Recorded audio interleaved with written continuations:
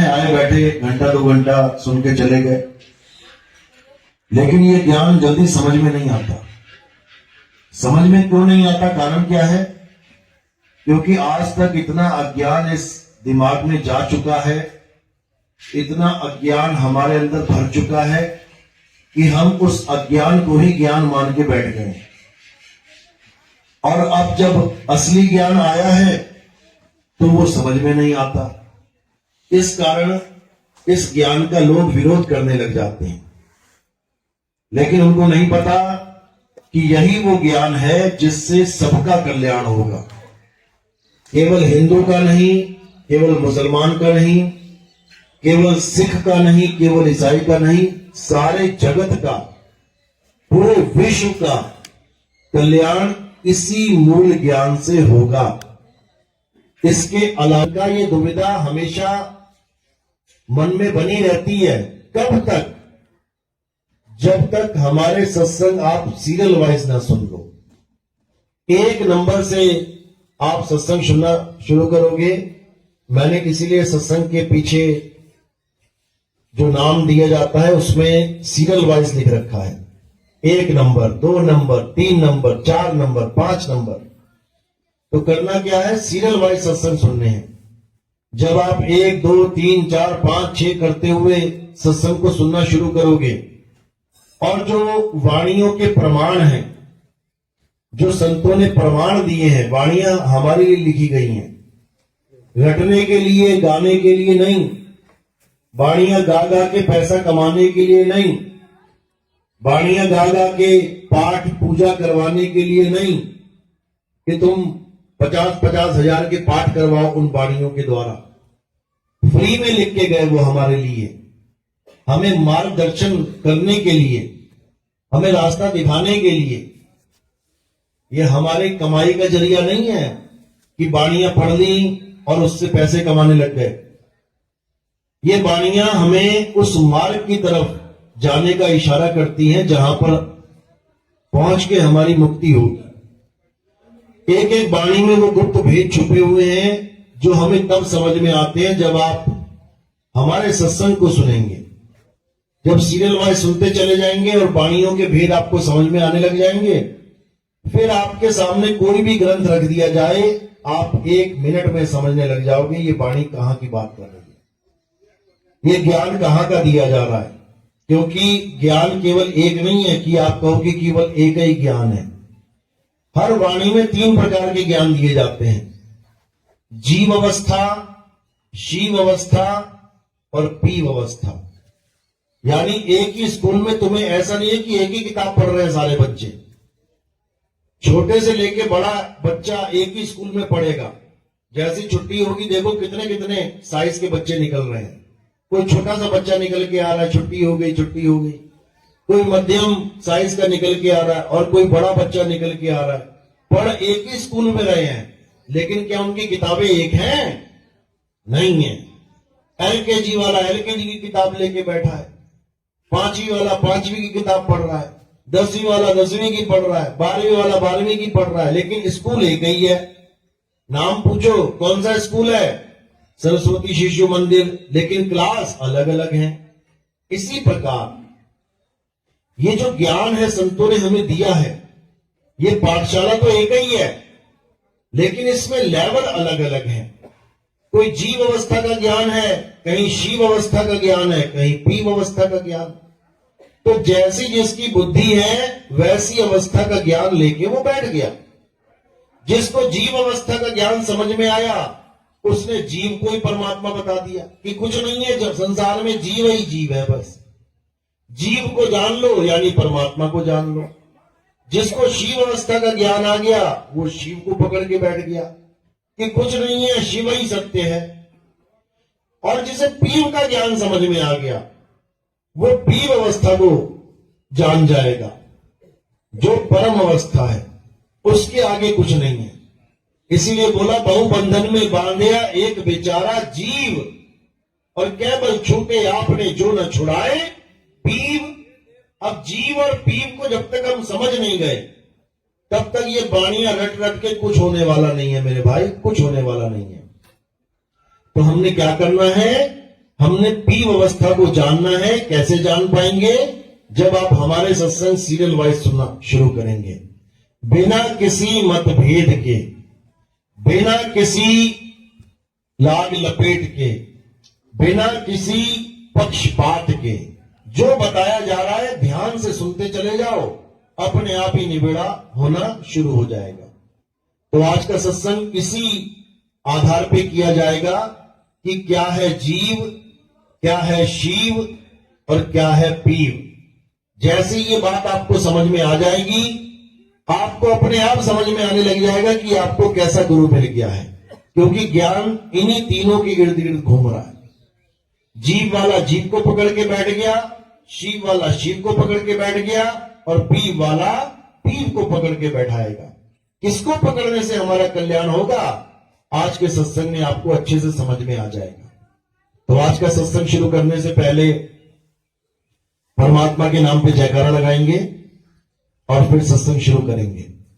बोलिए परमपिता परमात्मा की, सतगुरु बंदी छोड़ कबीर साहेब की, सतगुरु मदन पति साहेब की, दीवान जवाहर पति साहेब की, सतगुरु राम सेवक साहेब की, सतगुरु वराटपति साहेब की, कलिनापुर धाम की, सभी संतों की, सभी भक्तों की, इस गांव नगर बस्ती की, आज के आनंद की, सकल हंस को बंदगी, साहेब बंदगी सतनाम।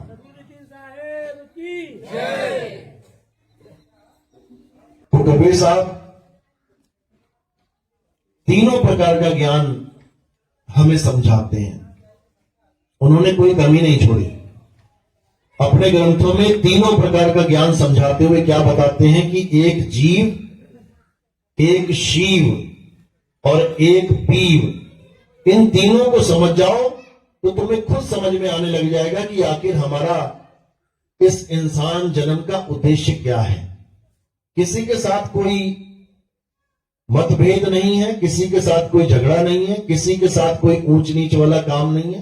केवल ये तीन ज्ञान समझ लो, अपने आप ही समझ में आ जाएगा कि सामने जो गुरु बैठा है वो कौन सा ज्ञान दे रहा है। गुरु सब बड़े हैं, ऐसा नहीं कि कोई छोटा है। एलकेजी वाला गुरु भी बड़ा है, अगर वो एलकेजी का पाठ ना पढ़ाए अच्छे से तो तुम यूकेजी में नहीं जा सकते। पहली वाला गुरु भी बड़ा है, अगर पहली क्लास अच्छे से ना पढ़ाए तुम सेकंड में नहीं जा सकते। 10वीं वाला गुरु भी बड़ा है, 10वीं अच्छे से ना पढ़ाए, एग्जाम में तुम पास ना हो पाओ तो आगे नहीं जा सकते। इसलिए सबसे पहले ये समझ लो कि गुरु मेरे सभी बड़े, अपनी अपनी ठौर। अब ये नहीं है कि सारे गुरु पार कर देंगे, साहिब ने निबेड़ा कर दिया, अपनी अपनी ठौर। अब क्या ठौर है गुरु की हमें पता नहीं है, इसलिए हम झगड़ा करने लग जाते हैं। हमें अपने गुरु की ठौर नहीं पता होती कि मेरा गुरु कहां तक की पहुंच रखता है, इसलिए हम झगड़ा करने लग जाते हैं कि नहीं तेरा गुरु अधूरा, मेरा गुरु पूरा। पूरा गुरु वाला भी अगर तुम्हें समझाने आ जाए कि तेरा गुरु अधूरा है, समझ जा, नहीं समझ में आएगा। क्यों? ठौर ही नहीं पता है। तो इस ठौर को समझना है। तीन ठौर है, एक जीव ठौर है, एक शिव ठौर है और एक पीव ठौर है। इन तीनों ठौर को समझ जाना है। तो सबसे पहले जीव पे आ जाते हैं। कह रहे हैं जीव, जो जीव को सर्वे सर्वा मानते हैं। बहुत से पंथ हैं, एक का नाम क्या लूं, बहुत से पंथ हैं। कबीर पंथ में भी हैं। कबीर पंथ में पारक नाम से ये पंथ चलता है। पारक का नाम सुना है? पारक गद्दी इलाहाबाद में मशहूर है, नरसिंहपुर में मशहूर है, बुरहानपुर में मशहूर है। तो ये जो गद्दी है पारक गद्दी, इसमें सब कबीर पंथी भर्ती हैं। ये बचपन से ही अन्य अन्य लोगों को कबीर साहब की शिक्षा देके कबीर पंथी बनाते हैं। अलग अलग पंथों से आते हैं लोग और उनको साधु भेष देके पूरा बीजक रटवा देते हैं। पूरा बीजक तो रट लेते हैं, जैसे पंडित जी ने गीता रट ली या रामचरितमानस रट ली, ऐसे ये बीजक रट लेते हैं। बिल्कुल तोता बना देंगे इनको। कहीं से भी कोई साकी बोलो एकदम आवाज आएगी उनकी। अब तोता तो बन गए, लेकिन क्या उस बात को समझ पाए जो बोल रहे हो? बीजक क्या कह रहा है? बहुबंधन में बांधया एक बेचारा जीव, और केवल छूटे आपने जो न छुड़ाए बीव। बीजक कह रहा है कि एक जीव बंधन में बंधा है बेचारा। बेचारा का मतलब क्या होता है? परमात्मा। लाचार, लाचार है ये जीव, बंधा हुआ है बंधन में। और बंधन क्या है? जड़ का बंधन है। जीव क्या है? चेतन है। तो गांठ किसकी लग गई? जड़ और चेतन की। अब जड़ और चेतन की गांठ अगर लगी है तो इसका मतलब पहले गांठ नहीं थी, तभी तो लगेगी। अगर शुरू से ही गांठ लगी होती तो वो गांठ है ही नहीं। जो शुरू से ही लगी है वो गांठ कैसे हो जाएगी? गांठ तो लगाई जाती है, और जब लग जाती है तो उसके बाद खोल भी दी जाती है। समझे? तो ये जो गांठ है ये जड़ और चेतन की गांठ लगी है। अब इस पंथ में जितने भी साधु हैं वो क्या समझाते हैं कि चेतन भी आदि है, अनादि है, और जड़ भी आदि है, अनादि है। अब दिक्कत यहां आ जाती है, आदि अनादि किसको बोला गया है? आदि पुरुष को। परमात्मा ही आद अनाद है, यानी जिससे पहले कुछ नहीं था।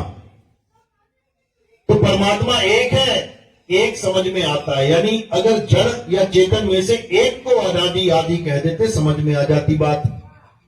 लेकिन ये दोनों को आदि अनादि कह देते हैं कि जड़ भी पहले से था और चेतन भी पहले से है, शुरू से है।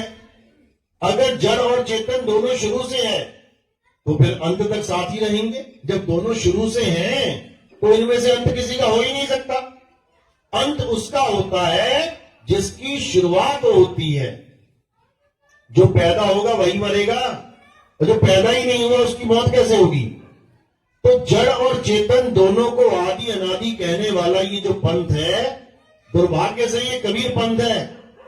यानी कबीर पंथ में ही आ गया ये पंथ। हम इसको कबीर पंथ नहीं कहते, हम क्या कहते हैं इसको? समझ जाओ। तो अज्ञानता का नाम है कबाड़। तो ये कबाड़ पंथ है, ये कबीर पंथ नहीं है। क्यों बोला कबाड़ इसको? क्योंकि ये थोथा ज्ञान है। कबीर साहब का जो ज्ञान है वो सार ज्ञान है। कबीर साहब जड़ और चेतन में से सार असार का भेद कर देते हैं, लेकिन ये उसका भेद नहीं कर पाए, परख नहीं कर पाए, इसलिए इन्होंने थोथे को भी अपना लिया। कबीर साहब कहते हैं सतगुरु ऐसा चाहिए जैसा सूप सुहाए, और सार सार तो गही रहे, थोथा दे उड़ाए। अब उड़ाओगे कैसे? जब तुमने उसको आदि अनादि मान लिया तो उड़ाओगे कैसे? वो तुम्हारे पास ही रहेगा। उड़ाने का मतलब होता है खत्म कर देना, खत्म, खात्मा, यानी वो रहे ही ना, तभी तो उड़ाओगे। और उड़ा के फिर वहीं धर लिया तो उड़ाने का फायदा क्या? आप छलनी चलाते हो, आटा छानते हो, अलग अलग कर लेते हो ना। अलग अलग करने के बाद दोनों को फिर मिक्स करके रोटी बना दी तो चलने की जरूरत क्या थी? इसीलिए कबीर साहब इन लोग को समझा रहे हैं, इन्हीं लोग को समझा रहे हैं बीजक में।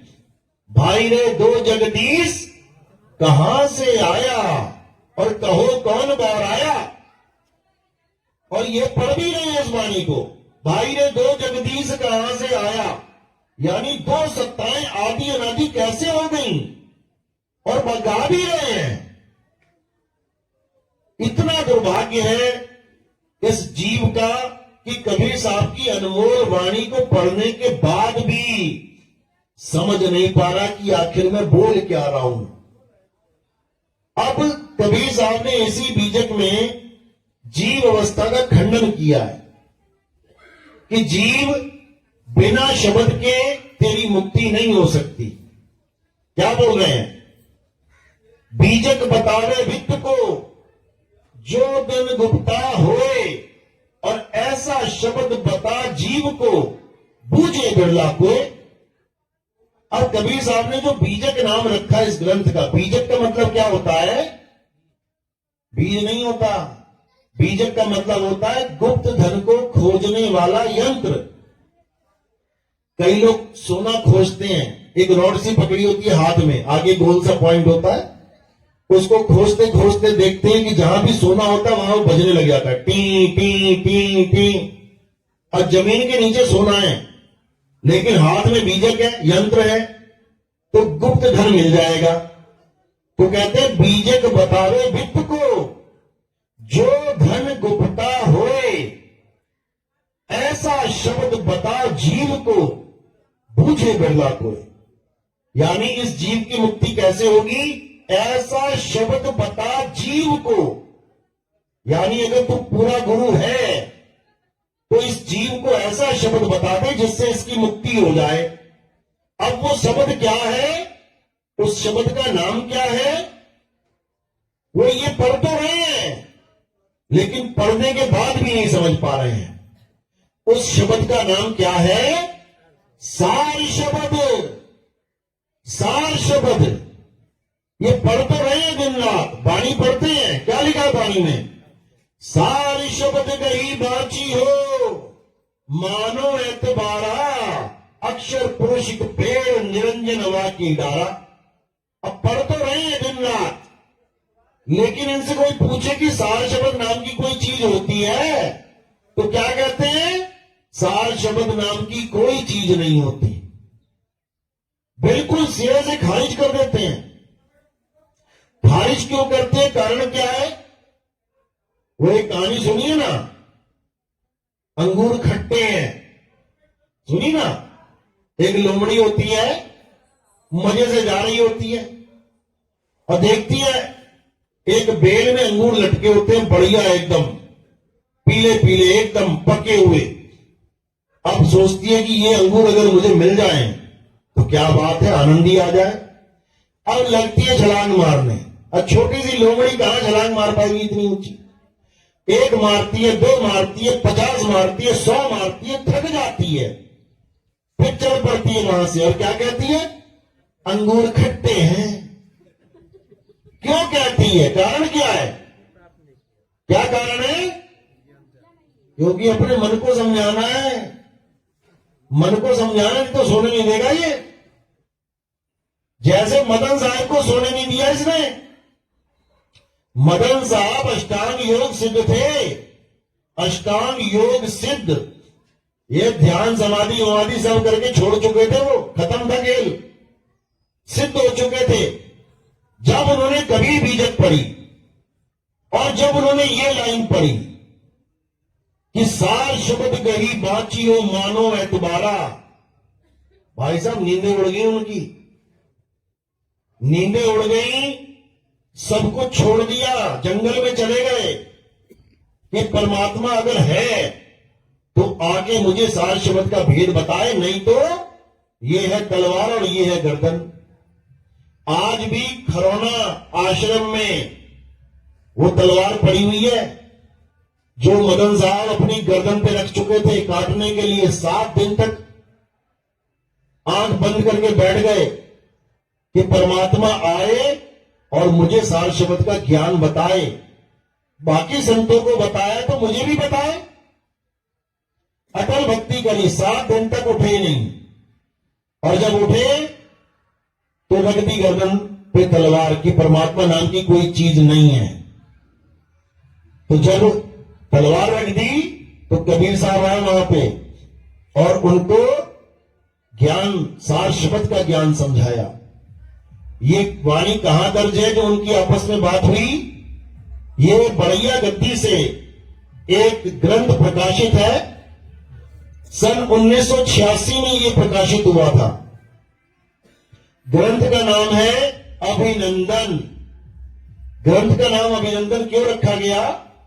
अभिनंदन का मतलब होता है स्वागतम, यानी उस ज्ञान के स्वागत के लिए इस ग्रंथ का नाम अभिनंदन ग्रंथ रखा गया, जो ज्ञान पूरे विश्व को जगाने के लिए एक दिन आएगा। इसलिए उस ग्रंथ का नाम कोई कबीर वाणी या कबीर ज्ञान या कबीर ये या कबीर वो ना रख के क्या रखा गया? अभिनंदन। ये उस ज्ञान का अभिनंदन है।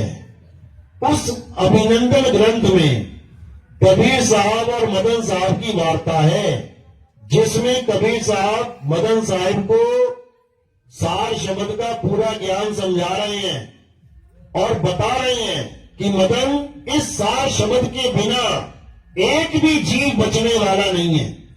चाहे वो विहंगम योग वाला 5 साधना की 5 भूमियों की साधना करता मर जाए, चाहे वो किसी भी पंथ में 5 नाम 7 नाम 10 नाम जपता मर जाए, चाहे वो निरंकारी पंथ में दोनों हाथों के बीच में परमात्मा को देखता देखता मर जाए, चाहे वो मंदिर मस्जिद गुरुद्वारों में सारी उम्र धक्के खाता हुआ मर जाए, किसी का भी कल्याण बिना सार शब्द के नहीं होने वाला।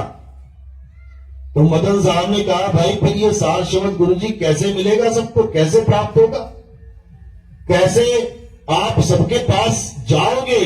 जैसे आप मेरे पास आए हो, किस किस के पास जाओगे? कैसे ये ज्ञान पूरे संसार में उजागर होगा?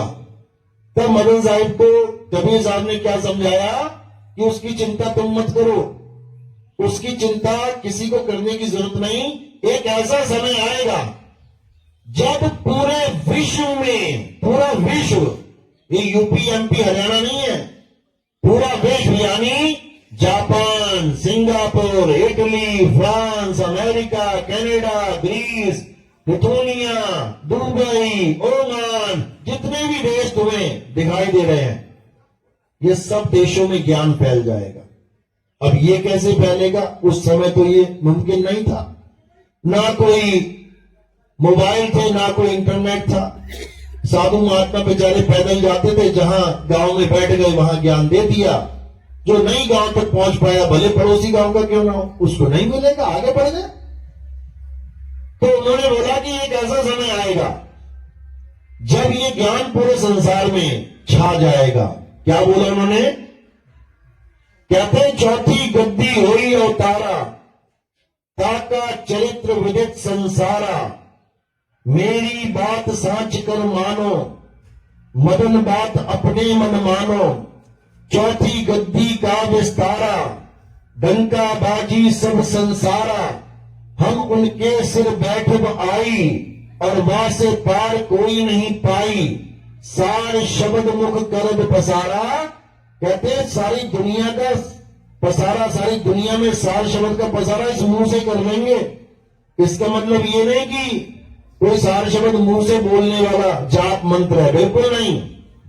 कहते पूरे संसार में इस सार शब्द का डंका बजेगा और सारे जीवों का कल्याण होगा। जो विवेकी होगा वो इस ज्ञान को सुनते ही जाग जाएगा और अपने आप इस पंथ में जुड़ता चला जाएगा। और ये पंथ कबीर सागर में भी इसके बारे में समझाया गया। क्या कहते हैं? 12 पंथ काल पुरमाना, भूले जीवन जाए ठिकाना, 13वें पंथ हम ही चले आए, सब पंथ मेट के एक पंथ चलाएं। ये वाणी 600 साल पहले दर्ज थी कबीर सागर में। इसको पढ़ पढ़ के लोगों ने खूब अटकलें लगाने की कोशिश करी कि वो हमारे गुरुजी हैं, वो हमारे गुरुजी हैं। वो गुरुजी करते जेल चले गए कई, वो 13वां पंथ करते करते खात्मा हो गया उनका।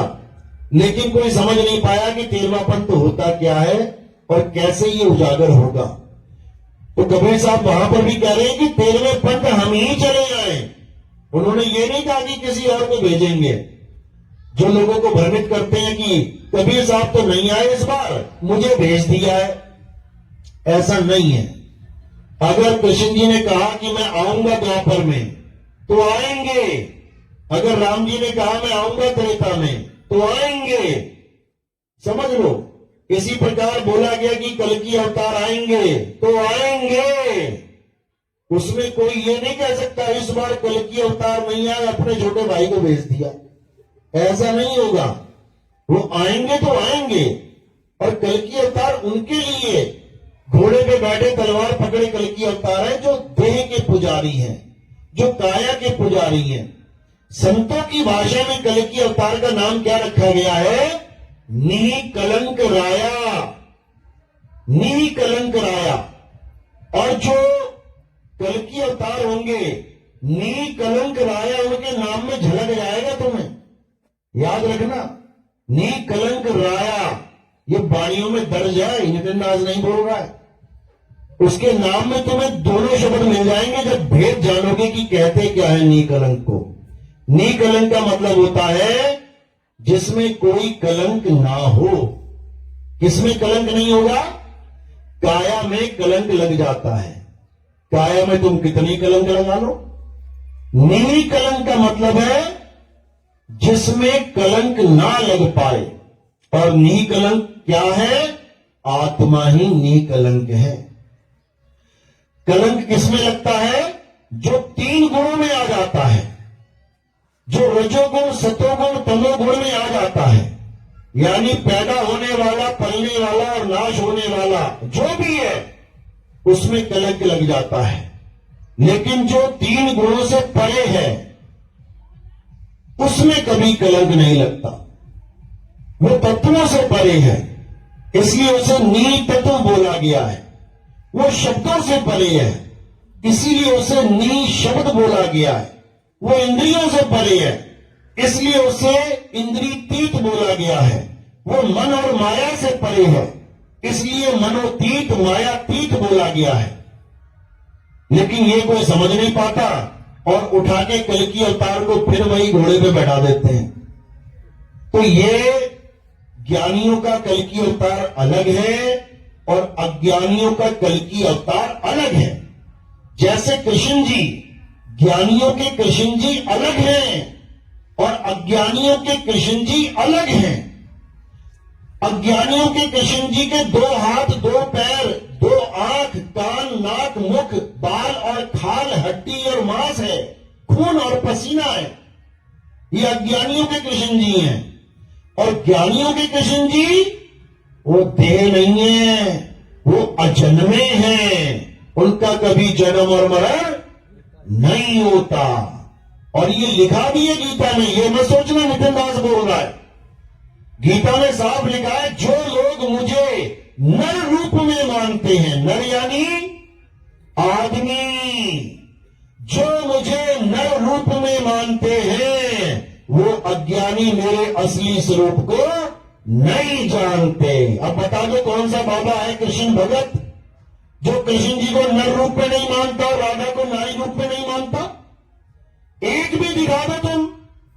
हर बाबा कृष्ण जी को शरीर मान के बैठा है। और याद रखना, अगर शरीर तुम्हारा भगवान है तो तुम्हारा भगवान मर भी जाता है।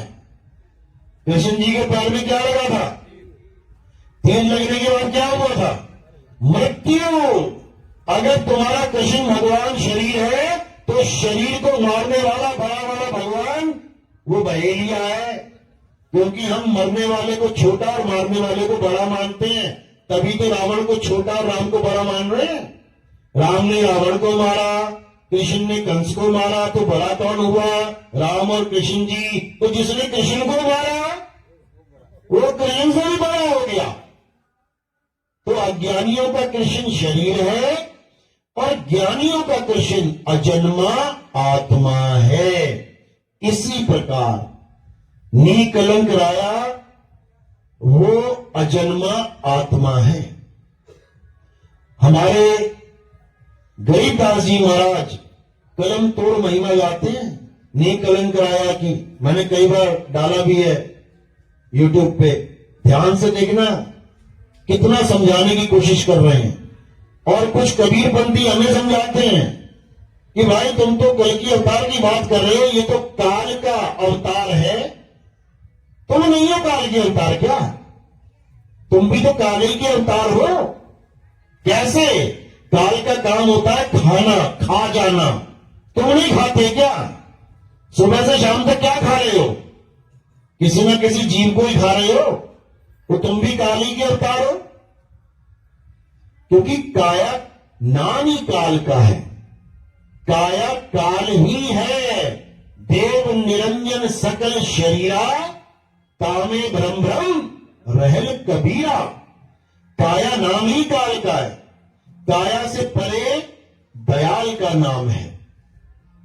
तो ये जीव अवस्था का जो ज्ञान है ये सबसे निम्न ज्ञान है, सबसे छोटे लेवल का। इसमें जीव बेचारा बंधन में रहता है। अब इससे ऊपर का एक ज्ञान है जिसे शिव अवस्था का ज्ञान कहते हैं। यानी साकार जीव को तो नहीं मान रहा है कोई, साकार आदमी औरत को नहीं मान रहा है, साकार जानवरों को नहीं मान रहा है, साकार पेड़ पौधों को नहीं मान रहा है, लेकिन किसको मान रहा है? निराकार को। इसी को शिव कहते हैं। निराकार क्या है? जितनी भी साकार वस्तुएं तुम्हें दिखाई दे रही हैं, ये सब निराकार में ही घूम रही हैं।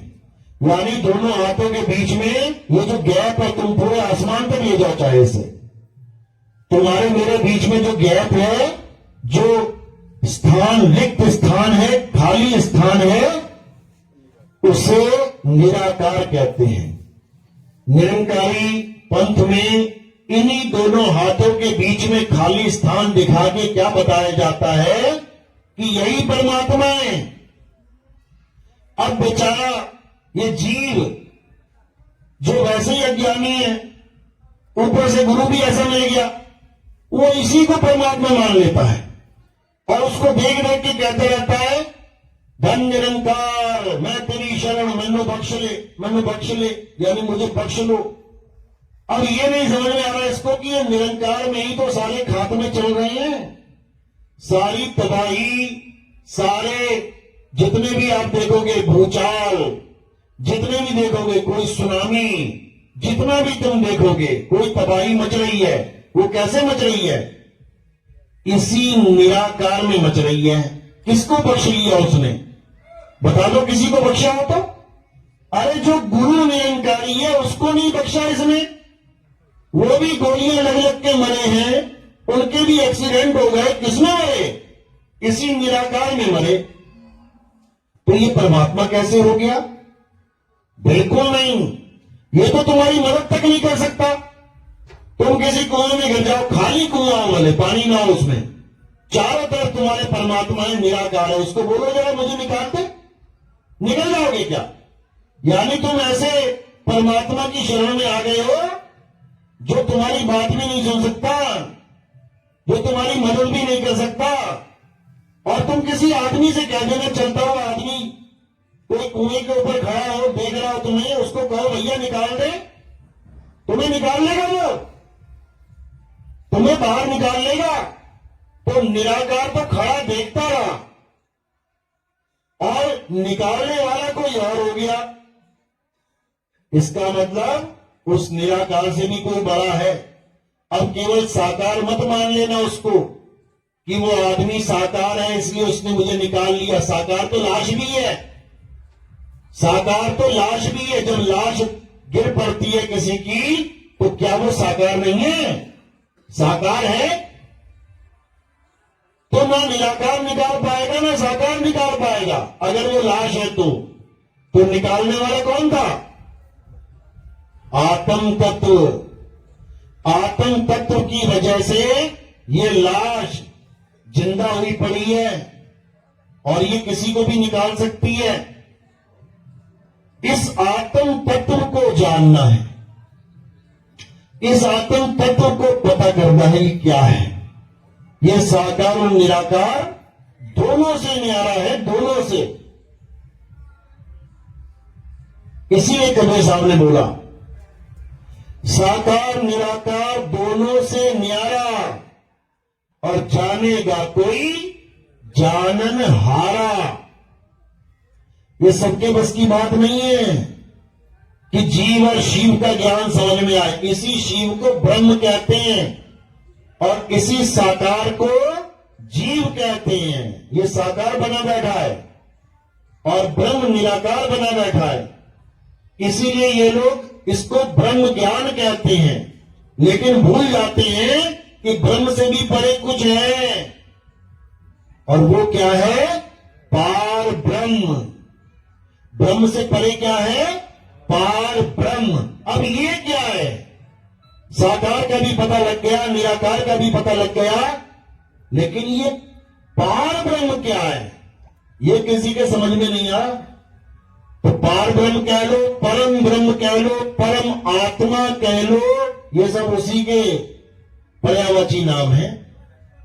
तो साकार और निराकार यानी जीव और ब्रह्म से परे पार ब्रह्म को जानना है।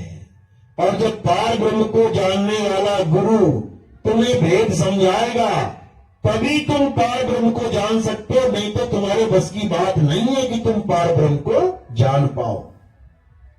तो कबीर साहब यही समझा रहे हैं कि ब्रह्म बड़ा की जहां से आया। ये पढ़ते हैं बानी है ये लोग, लेकिन समझ नहीं पाते। कह रहे ब्रह्म बड़ा कि जहां से आया और वेद बड़ा कि जिन निर्माया, ई मन बड़ा कि जेहि मन माना, और राम बड़ा कि राम ही जाना। भ्रम भ्रम कबीरा फिरे उदास, तीरथ बड़ा तीरथ का दास। इतनी बात समझ में नहीं आ रही है। कह रहे जो ब्रह्म को बड़ा मानते हो, ये ब्रह्म आया कहां से ये जान लो। ब्रह्म बड़ा की जहां से आया, वेद बड़ा की जिन निर्माया। जो वेदों के पीछे पागल है, सोचो वेद लिखा किसने है, किसके द्वारा वेद लिखे गए हैं, वो कितना बड़ा होगा वेदों से।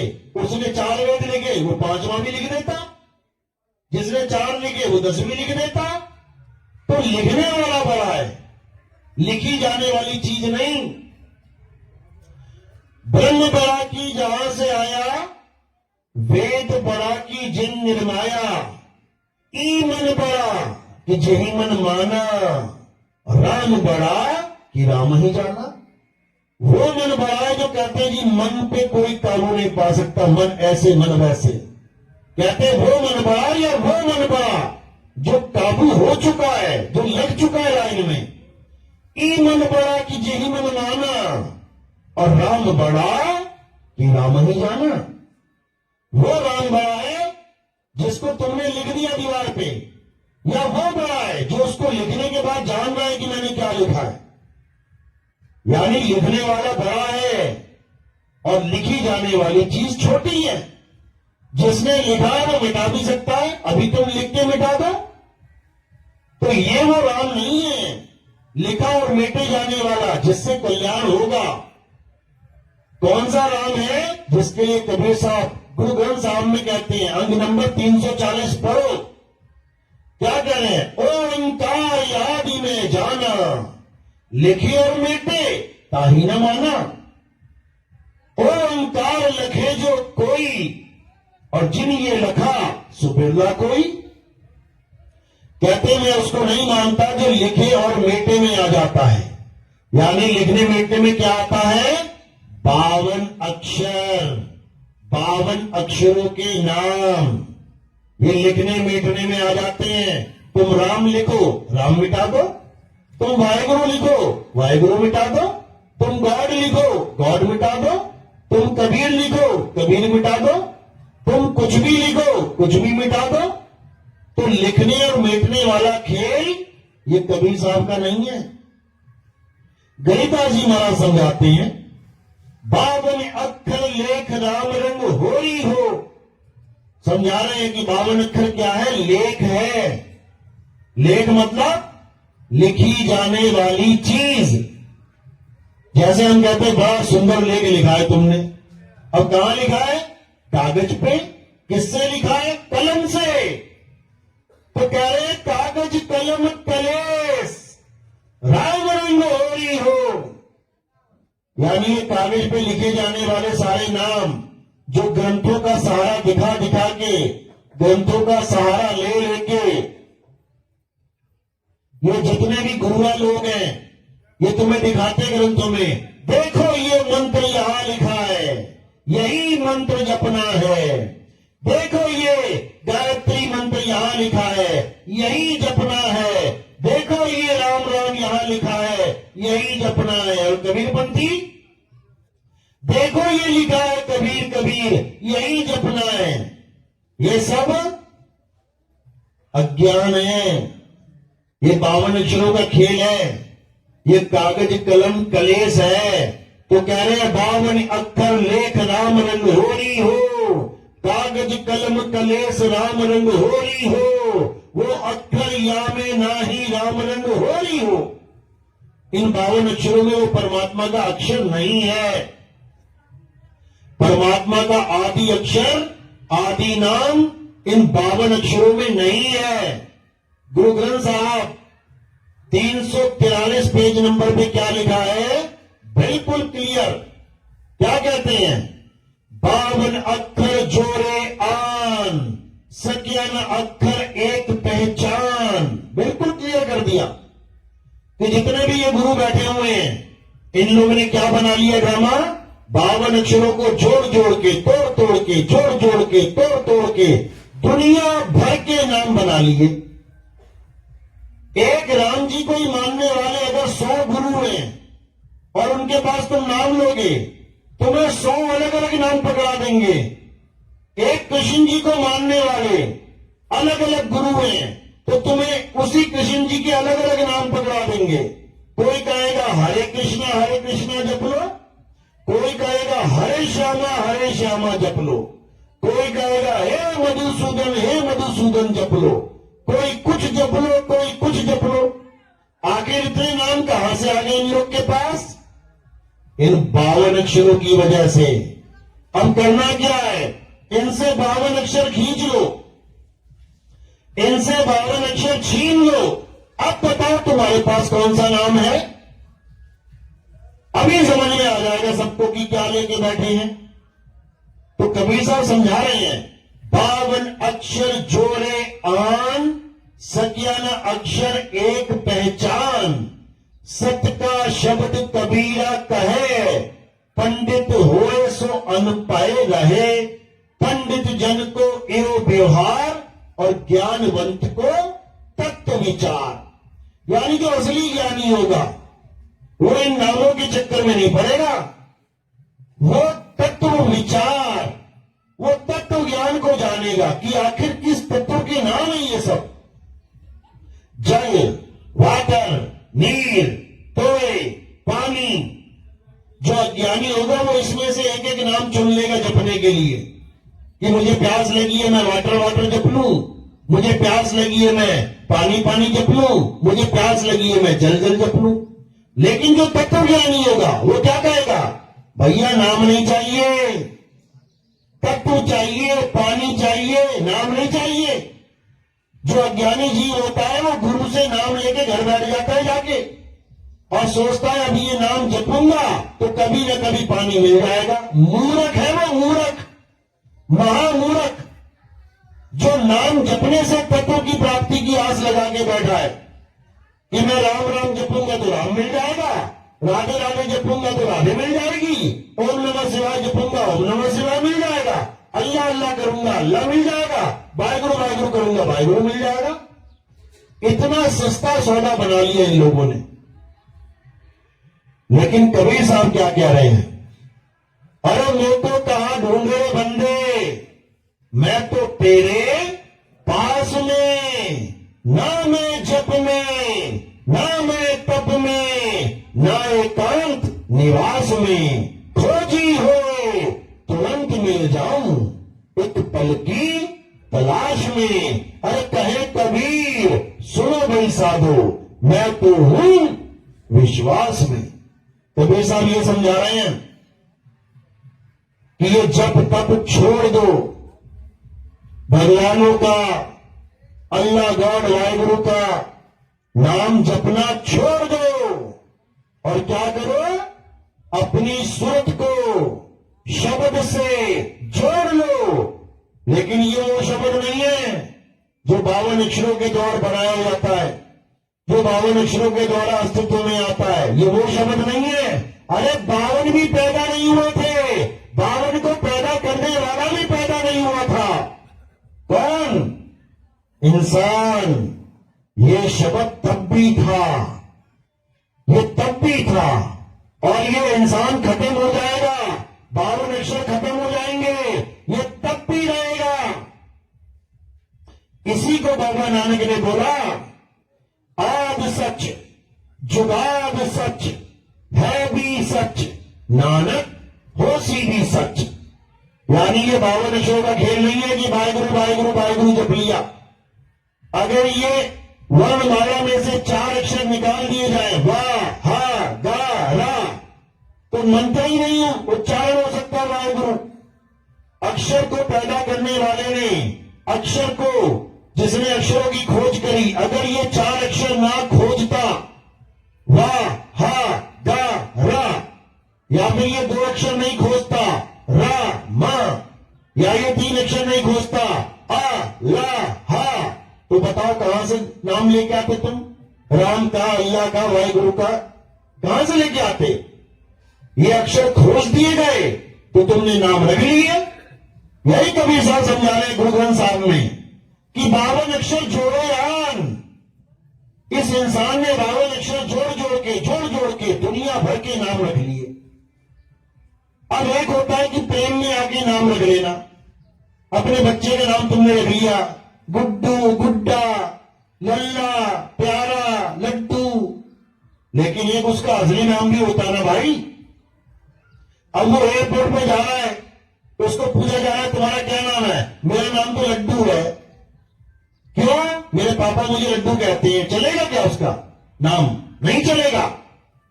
उसका असली नाम पूछा जाएगा कि तेरा असली नाम क्या है, वो देखा जाएगा, तब अंदर घुसेगा वो। इसी प्रकार ये तो एक उदाहरण है। वो लड्डू भी 52 में आता है और वो असली नाम भी 52 में आता है, लेकिन यहां 52 भी फेल हो रहा है और 52 से ही अंदर जा रहा है। यानी 52 में भी एक असली नाम और एक नकली नाम है। कहते ना क्या नाम है तुम्हारा? मेरा नाम है सुनीता। और घर में क्या कहते हैं? घर में जी मुझे कई नामों से बुलाया जाता है। तो असली नाम क्या है और नकली नाम क्या है? बस इसी तरह 52 में भी असली नकली है। इसी प्रकार नीलक्षर नाम वो असली है और ये अक्षरों वाले नाम ये नकली है लगेंगे। ये भगवान के नाम है सुनने में। राम, वाहगुरु, अल्लाह, गॉड, मुरली मनोहर, मधुसूदन, गोपाल, कन्हैया, कृष्ण, ऐसे लग रहा है भगवान के नाम है, लेकिन सब नकली है। क्यों? क्योंकि ये जीव के द्वारा बोले जाने वाले नाम हैं। जीव है तो नाम है और जीव नहीं तो नाम नहीं। इसीलिए गुरु ग्रंथ साहब में क्या बोला गया? कृत्रिम नाम कथे तेरे जीपा, सत्य नाम तेरा परा पुरबला।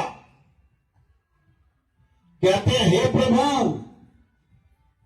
जीव से बोले जाने वाले तेरे सारे नाम कृत्रिम यानी नकली हैं। नकली इंसानों ने बना दी अपनी अपनी भाषा में, इंसानों ने बना दी अपने अपने भाव के द्वारा, लेकिन जो तेरा असली नाम है वो क्या है? सतनाम। सतनाम तेरा, तेरा यानी परमात्मा का। काल भगवान अक्षर पुरुष का नहीं कि किसी ने तुम्हें भरमा दिया कि ओम और सोहम सतनाम है। नकली नाम है ये ओम सोहम। इसको सतनाम मत मान लेना गलती से, इंसान जन्म बर्बाद हो जाएगा। तो कह रहे हैं सत्य नाम तेरा परा पुरबला। परा यानी परा, परे, सब नामों से परे, 52 अक्षर के कृत्रिम नामों से परे। और पुरबला, पुरबला पता क्या होता है? कहते मेरे जागे रे पुरबले भाग। पुरबला यानी शुरू से भी शुरू, शुरुआती बिल्कुल, यानी सदा सदा रहने वाला। सत्य नाम तेरा परा पुरबला। उस सत्य नाम को जानो जो परा है, पुरबला है। और वो क्या है? उसी को समझाते हुए कबीर साहब समझा रहे हैं कि हे जीव, जब तक तू उस परमात्मा को, उस परम आत्मा को, परम आत्मा और एक है जीव आत्मा, इसको शरीर मत मान लेना कि जीव आत्मा कोई शरीर है, परमात्मा कोई अलग शरीर है। शरीर का तो नाम ही नहीं लिया। जीव आत्मा, परम आत्मा दोनों अविनाशी हैं। और शरीर नाशवान है। कहते हैं ईश्वर अंश जीव अविनाशी, यानी जब हम जीव कहते हैं तो वो भी अविनाशी है, और जब हम परमात्मा यानी पीव कहते हैं वो भी अविनाशी है। ये दो अविनाशी हैं, समझ लो। कई जगह इनको दो अक्षर भी बोला गया है, लोग कंफ्यूज हो जाते हैं कि कबीर साहब कह रहे हैं कि यहां पे दो अक्षर जपो, दो अक्षर को जानो। कबीर साहब ने दोनों अविनाशी का भी जिक्र किया है। दोनों अविनाशियों का जिक्र करते हुए एक होने की भी बात करी है। कहते अब तो जाए चढ़े सिंहासन, मिले है साइम पानी, राम कबीरा एक भय है, कोई ना सके पहचानी। क्योंकि ईश्वर अंश जीव अविनाशी। अब अंश कहां समाएगा? अंशी में। जीव कहां समाएगा? पीव में। तभी तो एक होगा। इसी को साहिब ने वाणी के द्वारा समझाया है। क्या कहते हैं? तो ही मोही मोही तो ही अंतर कैसा, कनक कटिक जल तरंग जैसा। यानी देखने में ये दो अलग लगेंगे, लेकिन एक ही रूप है इनका। एक अपने रूप को जानता है इसलिए पीव है, और एक अपने रूप को नहीं जानता इसलिए जीव है। बस इतनी सी बात है। समुंदर और समुंदर की लहर दोनों एक जगह दिखेंगी, तुम्हें अलग नहीं कर सकते इनको। ऐसा हो सकता है समुंदर यहां पड़ा है और लहर वहां गलियों में घूम रही है? समुंदर और समुंदर की लहर एक ही है।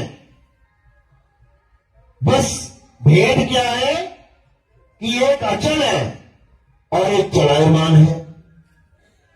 जो अचल है वो स्थिर है, और जो चलायमान है वो उसके ऊपर चल रही है। उसको तुम गिन सकते हो, एक लहर आ गई, दो लहर आ गई, तीन लहर आ गई।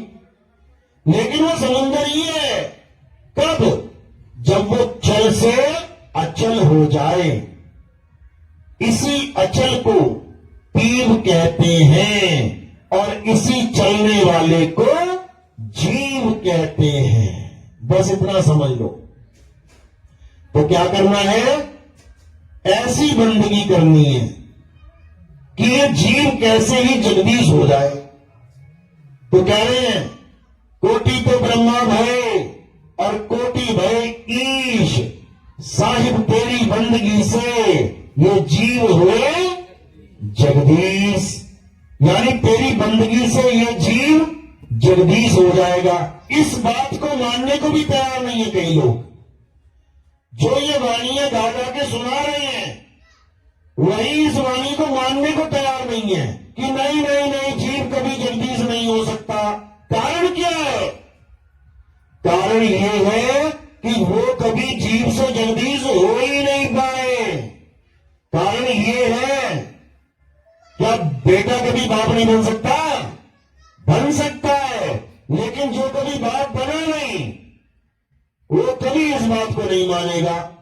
और जो बाप बन गया वो क्या कहेगा? अरे मैं बेटा भी था, मैं बाप भी हो गया। तो ये ज्ञान ऐसा ज्ञान है जिसको अटपट ज्ञान कहते हैं। अटपट ज्ञान कबीर का झटपट लखा ना जाए, और जो इसको झटपट लखे तो सब खटपट मिट जाए। ये सारी खटपट तुम्हारी खत्म हो जाएगी जब तुम्हें ये ज्ञान समझ में आ जाएगा। और ये ज्ञान कोई जपने वाला ज्ञान नहीं है कि कबीर साहब ये नाम जपवाने आए थे, कबीर साहब वो नाम जपवाने आए थे। अरे कबीर साहब सारे नाम छुड़वाने आए थे। छोड़ दो ये नाम जाप और क्या करो? जीव को पीव कैसे करना है ये जानो। उस बंदगी को जानो जिससे तुम्हारा कल्याण हो जाए। तो यही कबीर साहब समझा रहे हैं, लेकिन अज्ञानी जीव उसको समझ में उसके नहीं आ रहा है। कबीर साहब समझा भी रहे हैं कि आदि नाम हम भाग सुनाया, और मूर्ख जीव समझ नहीं पाया। पहले आदि नाम को मैंने मुख से भाग भाग के सुनाया। इसका मतलब ये नहीं वो कोई मंत्र था, सत्य कबीरा ये आदि नाम बना दिया इन मूर्खों ने। सत्य कबीरा नाम जपवा के आदि नाम बोल के लोगों को भरमा दिया। किसने भरमा दिया? हंस मुनि कालदूत ने। एक्टिवेट है पूरा, ये पूरा एक्टिवेट है। अभी पता नहीं कितने लाखों जीवों को भरमाएगा। 1-1 लाख रुपए में सार शब्द दिया जाता है और सार शब्द के नाम पे क्या दिया गया? सत्य कबीरा। बताओ, 52 अक्षर है ये, तुम्हें 52 के जंजाल में फंसा दिया। कबीर साहब कह रहे कि मैंने आदि नाम के बारे में बता बता के ग्रंथ भर दिए। मैंने ये बता बता के ग्रंथ भर दिए कि वो आदि नाम अबोध है, अज्ञेय है, अनाम है, निरक्षर है, निशब्द है।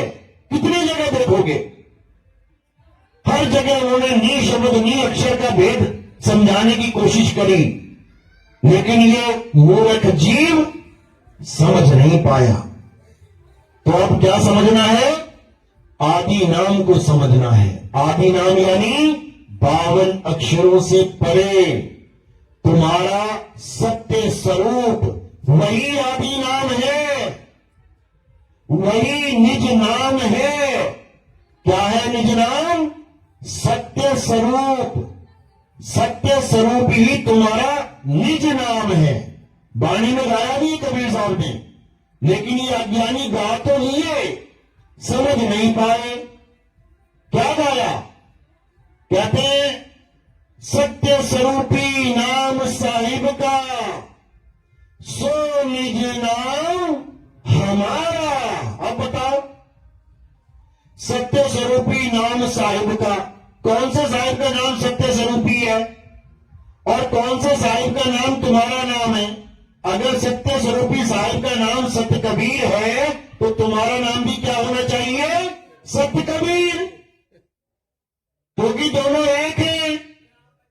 लेकिन इन मूर्खों को समझ में नहीं आया कि आदि नाम, ये सार नाम, ये सार शब्द कहते किसे हैं और आ भी नहीं सकता जब तक परम पिता परमात्मा की कृपा ना हो जाए, जब तक बंदी छोड़ की दया ना हो जाए। भाई साहब, इस ज्ञान को कोई माई का लाल नहीं समझ सकता। जितना मर्जी बड़ा ज्ञानी ध्यानी हो, कितना ही बड़ा वेदांती पंडित हो, कितना ही बड़ा आचार्य बना बैठा हो, इस ज्ञान को समझ नहीं सकता। उसके बस की बात नहीं, नकल मार सकता है। आज हमारे सत्संग सुन के ये राधे राधे जपने वाले, ये बड़े बड़े अपने नामों के आगे आचार्य आचार्य लिखने वाले, ये सब नकल मार के केवल बातें करना जान गए हैं, बड़ी बड़ी बातें कर रहे हैं।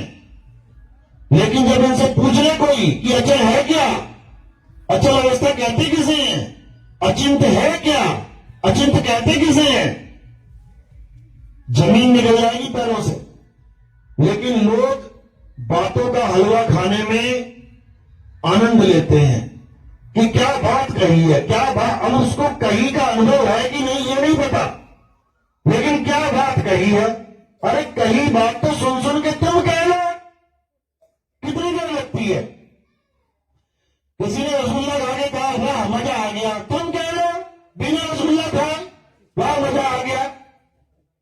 ये तो मुंह का स्वाद जानता है ना कि किसको आनंद मिला और किसको नहीं मिला। आवाज तो दोनों की एक ही निकल रही है। इसीलिए कबीर साहब ने कहा कि ये आत्मा आत्मा करने वाले बहुत आएंगे, अभी ये पंडाल भर जाएंगे, तुम्हें जगह जगह आत्मा आत्मा करने वाले लोग मिलेंगे। ये वाणी 600 साल पहले बोल के गए थे कबीर साहब, अभी सिद्ध नहीं हुई है, होने वाली है। क्या कहते हैं?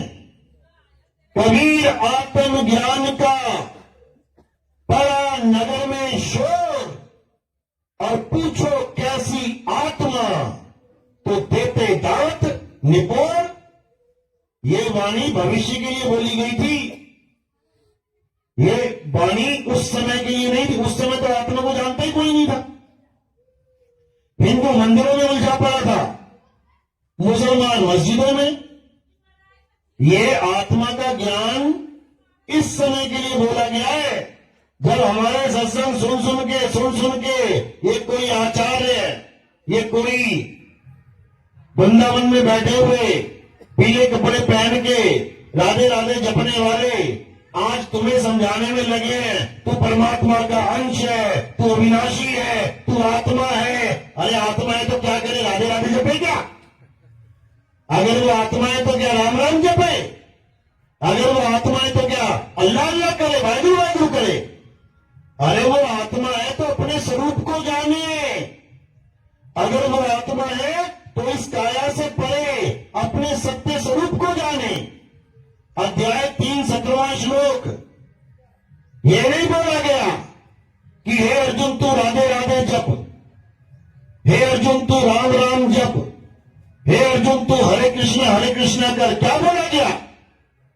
हे अर्जुन, जो अपनी आत्मा में रमा करते हैं, जो अपनी आत्मा में तृप्त हैं, जो अपनी आत्मा में संतुष्ट है, उनके लिए कोई धार्मिक कर्म कर्तव्य लागू ही नहीं होता, लागू ही नहीं होता। और इन लोगों ने आत्मा को छोड़ के सब कुछ लागू करवा दिया, सब कुछ लाद दिया तुम्हारे सिर पे। राम राम भी जपले, राधे राधे जपले, अल्लाह अल्लाह जपले, वाहिगुरु वाहिगुरु जपले।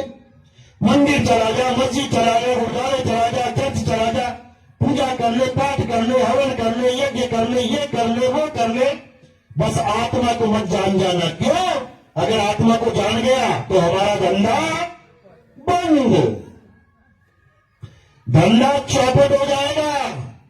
अगर ये जीव आत्मा को जान जाएगा, इसलिए आत्मा आत्मा करना तो सीख लिया, लेकिन धंधा मंदा ना हो जाए, इसलिए राधे राधे नहीं छूट रहा है, इसलिए राम राम नहीं छूट रहा है, इसलिए अल्लाह अल्लाह वाहिगुरु वाहिगुरु नहीं छूट रहा है। बातें तो आत्म तत्व की हो रही हैं, लेकिन अक्षर में उलझे पड़े हैं। तो कबीर साहब ने क्या बताया कि 52 अक्षर जीव आधारा, जिस दिन लकवा मार गया जपना राधे राधे, जिस दिन लकवा मार गया जपना अल्लाह अल्लाह, जिस दिन लकवा मार गया जपना वाहिगुरु वाहिगुरु। लकवा मारने के बाद क्या काम करेगा? केवल श्रोता काम करेगा, ये जीव काम नहीं करेगी, ये हाथ काम नहीं करेगा, माला पकड़ने लायक नहीं आ जाओगे, समझ लो। लेकिन लकवा मार भी गया तब भी सुरत के द्वारा तुम साधना कर सकते हो, क्योंकि साधना का मतलब नाम जाप होता ही नहीं है। साधना का मतलब होता है निशाना साधना। तीर का निशाना साधा जाता है और कहां जाता है? सीधे निशाने में लग जाता है। साधना का मतलब ही मंत्र जाप नहीं है, साधना का मतलब माला फेरना नहीं है, साधना का मतलब मंदिर मस्जिद गुरुद्वारे जाना नहीं है, साधना का मतलब किसी नदियों में गोते मारना नहीं है, साधना का मतलब हवन यज्ञ पूजा पाठ करना नहीं है। साधना का मतलब है शब्द में सुरत को साधना। इसलिए कबीर साहब कहते, कहें कबीर सुनो भाई साधो, निशाना साधो, निशाना कोई मारे संत सुजान। जिसका निशाना लग जाएगा वो यहां से निकल जाएगा, और जो चूक गया समझ लो फिर 84 में ऐसे धक्के खाने को मिलेंगे, ना गुरु ना चेला, कोई काम नहीं आएगा वहां पे। इसलिए साहिब ने समझा दिया, एक डाल दो पंछी बैठे, कौन गुरु कौन चेला, गुरु की करनी गुरु भरेगा, चेले की करनी चेला, तो उड़ जा हंस अकेला। यानी हंस को अकेले ही अपने घर जाना है। और कैसे जाएगा? जब उसे बस मिल जाएगा। अरे कहां से आया, कहां जाएगा, खबर करो अपने तन की। क्यों बोला तन की? क्योंकि इस तन में तू आया है और इस तन को तू छोड़ के जाएगा। अब जिस दरवाजे से आया है अगर उसी दरवाजे से निकल गया तब तो समझ लो पहुंच जाएगा घर। और अगर जिस दरवाजे से आया है वहां से ना निकल के कहीं और से निकल गया तो जाएगा फंस। तो इसलिए साहिब क्या समझा रहे हैं कि अपने दरवाजे को जान लो, परमात्मा के दर को जान लो। इसीलिए बोला जाता है दरवेश, यानी उस दर पे खड़े हो जाओ जहां तुम्हें तुम्हारा असली वेश मिलेगा, नकली वेश उतर जाएगा वहां पे। इसलिए दरवेश बोला गया। लोगों ने क्या सोच लिया, दरवेश का मतलब होता है चोले पहन के भीख मांगो, ये दरवेश ही है, दर दर पे भटकने वाला। ये उस दर की बात चल रही है, उस द्वार की बात चल रही है जिसके लिए साहिब ने बोला द्वार धनी के पड़े रहो, धक्का धनी का खाओ और तब हो धनी निवाजी है, जो दर छाड़ना जाओ। उस दरवाजे को छोड़ के मत जाना, वो पीर का दरवाजा है, उसी को शब्द द्वार कहते हैं। अरे शब्द बिना सूरत आंधरी, कहो कहां को जाए और द्वार न पावे शब्द का, फिर भटका खाए। शब्द का द्वार चाहिए हमें, ये 52 अक्षरी शब्द नहीं चाहिए, शब्द का द्वार चाहिए। बसी भाषा ने बोला आज्ञा भई अकाल की, तभी चलायो पंथ, सब सिखन को हुक्म है, गुरु मानियो ग्रंथ, गुरु मानियो ग्रंथ, प्रकट गुरा की देह, और जो प्रभु को मिलबो चाहे तो खोज शब्द में ले। इसका मतलब यह नहीं कि गुरु ग्रंथ साहब के शब्दों में खोजो प्रभु कहां है, वो शब्द गुरु की बात चल रही है। प्रभु को खोजना है तो शब्द में खोज। और कौन से शब्द में? हिंदी के, पंजाबी के, उर्दू के, फारसी के, जर्मन के, फ्रेंच के, इटली के, डच के, किसके? सार शब्द नहीं, अक्षर में खोज, उसमें खोज, उसमें प्रभु मिलेंगे। उसी शब्द की महिमा बाबा नानक ने गाई है। क्या बोला? शब्द गुरु सूरत धुन चेला, दोनों में से शरीर कोई नहीं है, दोनों में से काया कोई नहीं है, ना चेला ना गुरु। तो इसी को समझना है और उस शब्द गुरु को वंदना करना है, उस शब्द गुरु से प्रेम करना है, उस शब्द में समाना है। बोलिए परमपिता परमात्मा की सदा जय हो। साहिब बंदगी सतनाम। अब आरती का समय है। आरती कैसे करते हैं समझ लो। हमारे यहाँ आरती किसी काया माया की नहीं होती, हमारे यहाँ आरती आत्मा की होती है। अभी आत्मा कहां से पकड़ के लाएंगे? मेरे पास आत्मा है, वो आत्मा ही समझा रही है सब। तो इसी आत्मा को गुरु मान के पूजा जाता है हमारे यहाँ।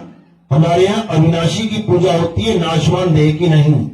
अविनाशी की आरती गावे सत्य कबीर। गाते तो हैं ये लोग, लेकिन जान नहीं पाते कि किस अविनाशी की पूजा कबीर साहब कह रहे हैं। ये जीव की पूजा करवा देते हैं, ये जीव को अविनाशी कह के पूजा करवाने में लगे हैं, जबकि आत्मा की पूजा होती है। संत हमारी आत्मा, हम संतन के जीव, और संतन हम में रवि रहे, जीव माखन में घी। तो हमारे यहाँ आत्मा की पूजा होती है। तो आत्मा की पूजा कैसे करनी है? थोड़े से फूल लेने हैं और मेरे सिर के ऊपर रख देने हैं। सिर के ऊपर क्यों रखते हैं? क्योंकि पैर से लेके सिर की चोटी तक ये नाशवान काया है, और हमने इन फूलों को कहां समर्पित कर दिया?